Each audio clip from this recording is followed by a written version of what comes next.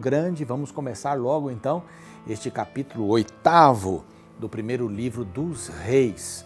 Aqui nós vemos uma linda oração, um lindo discurso de Salomão e coisas para enaltecer o Deus verdadeiro, real, misericordioso, o Deus em quem ele cria, não é?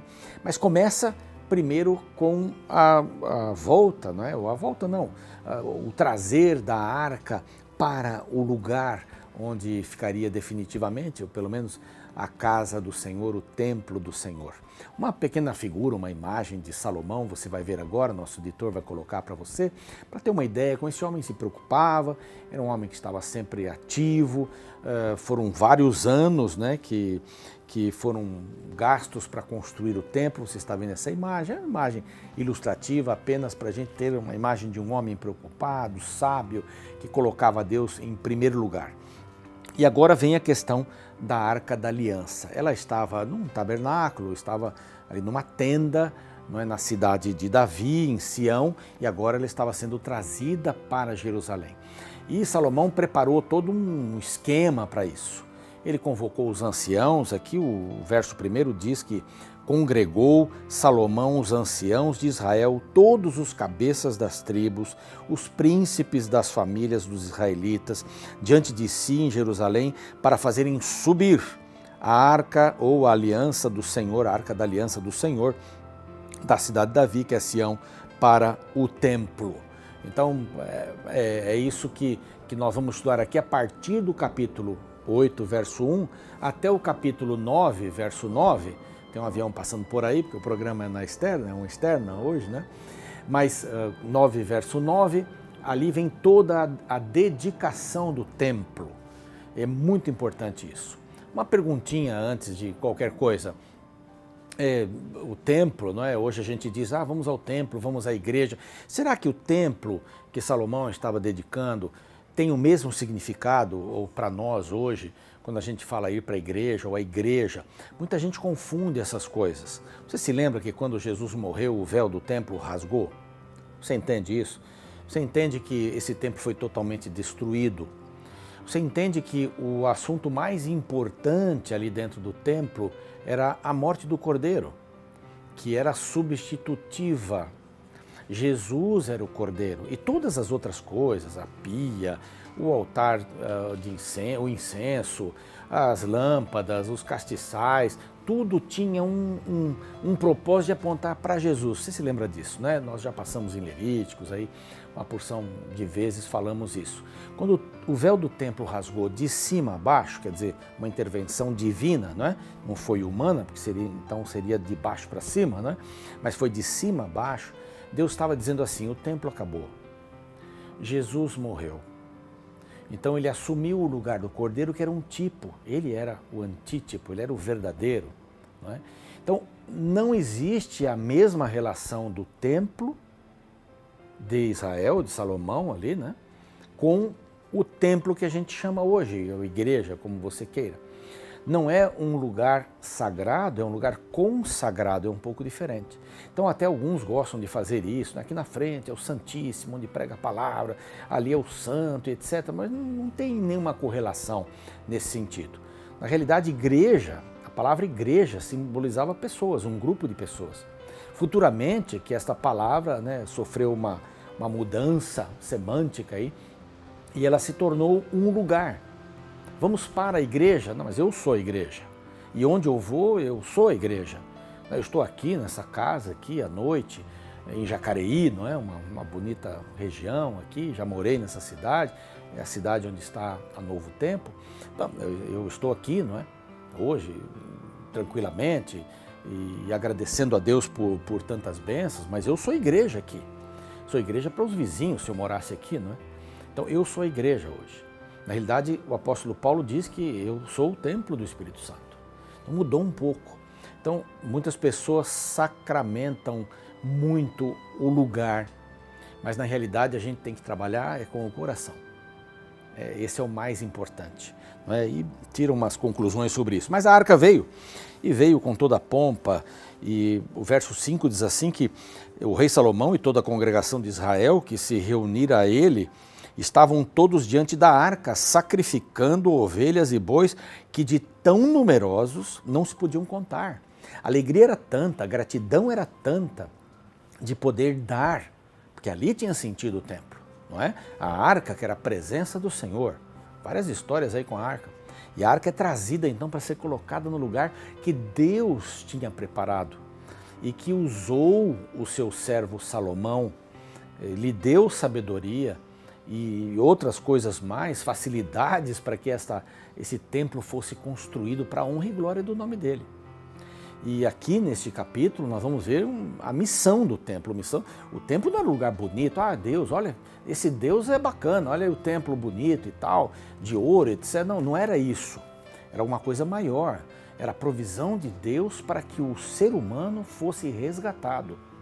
Enquanto que nos outros templos havia sacrifícios para a morte, nesse templo haveria sacrifícios para a vida. Essa é a grande diferença de Deus. Os sacrifícios são para a vida, não são para a morte. Jesus morreu e essa morte foi suficiente para que nós pudéssemos ter vida. Isso é maravilhoso aqui.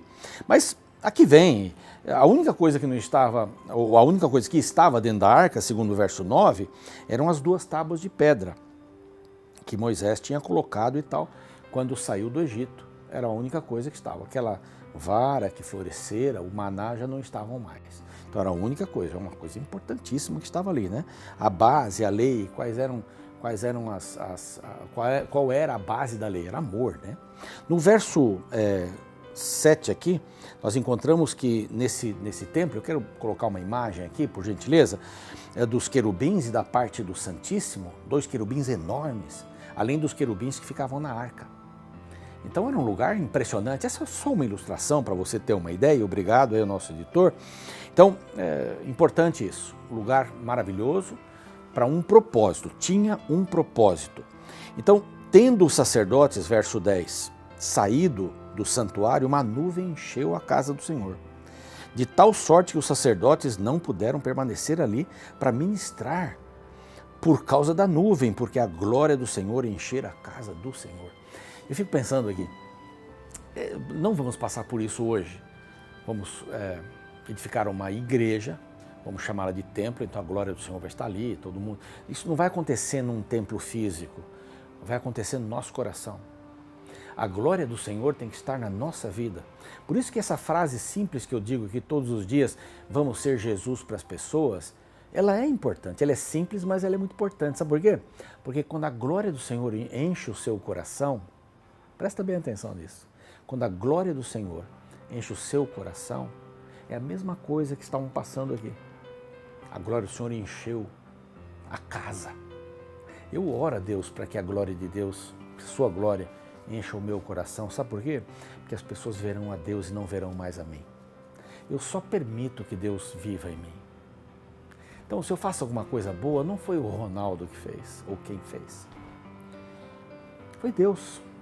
Eu dei esta oportunidade para Deus. É como se eu dei a oportunidade, não é nesse sentido que eu quis dizer, né? Mas eu abri meu coração para dizer, Senhor, eu não consigo, faça por mim, porque o Senhor consegue fazer. Isso é maravilhoso aqui. A casa se encheu da glória do Senhor, né? A glória do Senhor encher a casa. Então disse Salomão, o Senhor declarou que habitaria em trevas espessas. Não é? Ele espanca as trevas, na realidade.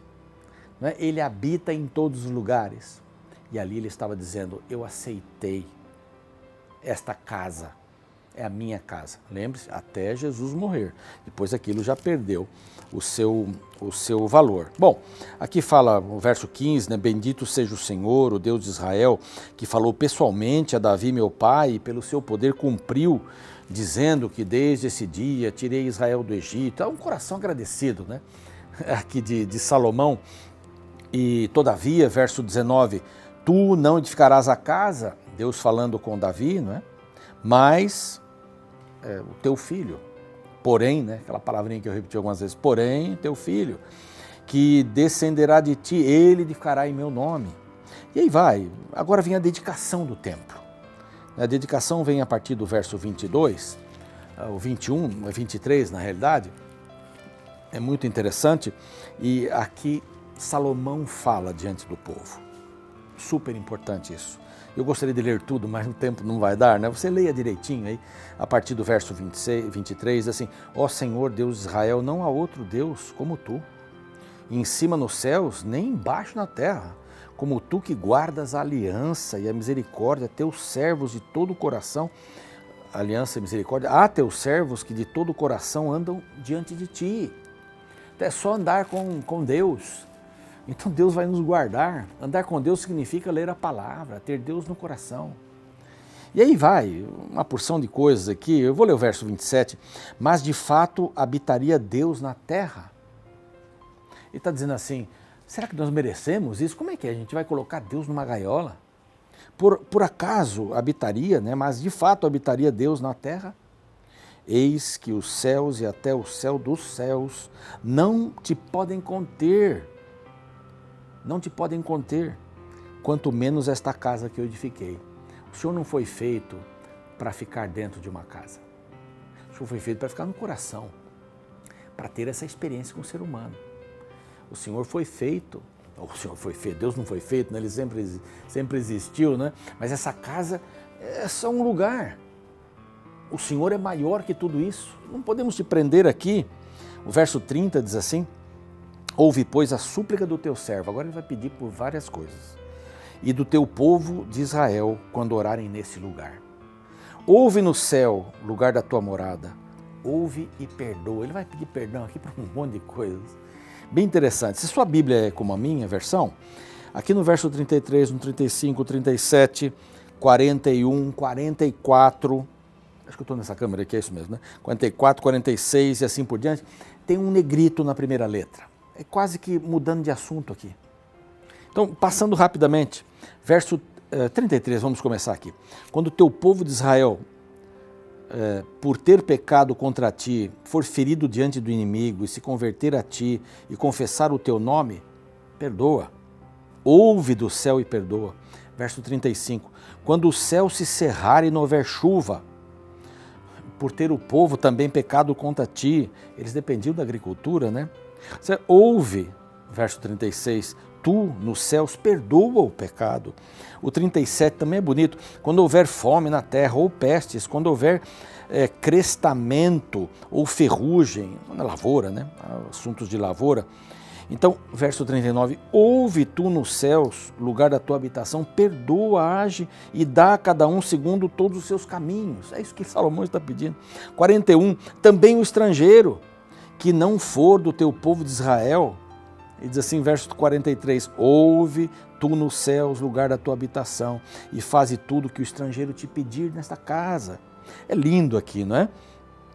Quando pecarem, verso 46, contra ti, não há homem que não peque, e tu indignares contra eles, entregares nas mãos dos inimigos, e se houver o arrependimento, né? Pecamos, verso 47, pecamos e perversamente procedemos.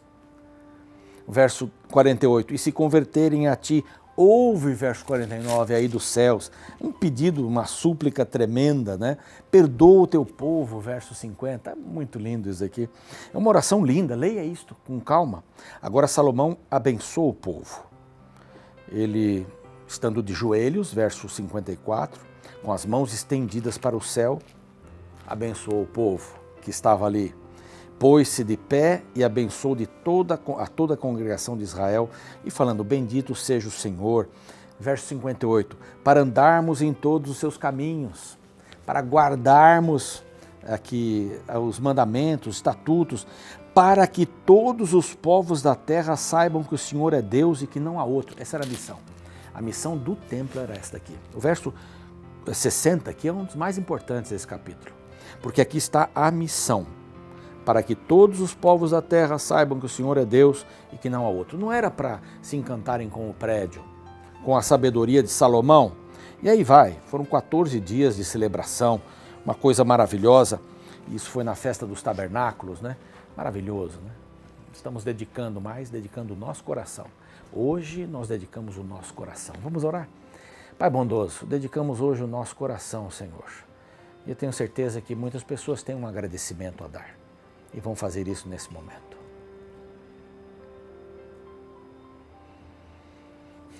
Hoje nós queremos só te agradecer.